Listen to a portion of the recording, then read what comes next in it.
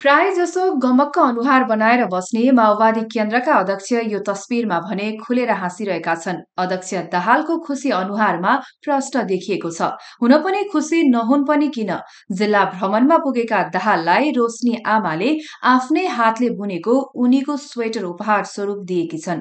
बिहिबार गोर्खाको बारपाक पुगेका प्रचण्डलाई शुक्रबार बिहान गोर्खा बारपाककी रोशनी आमा आफैले बुनेको भेडाको ऊनको हाफ स्वेटर उपहार दिएकी छन्, जुन तपाईले तस्विरमा पनि देख्न सक्नुहुन्छ। अध्यक्ष दाहाल बारपाक आउने थाहा पाएपछि आफूले प्रचण्डलाई ठिक हुने गरी उक्त कोट बुनेको रोशनी आमाले उल्लेख गरिन्। हाल अध्यक्ष दाहालको यो तस्विरले सामाजिक सञ्जालमा राम्रै स्थान ओगटेको छ भन्दा फरक नपर्ला।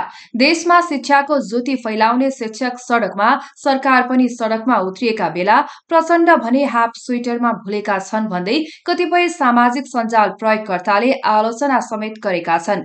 जे होस्, उपहारले कति खुशी दिन्छ भन्ने कुराको ज्वलन्त उदाहरण बनेको छ अध्यक्ष दाहालको यो तस्विर।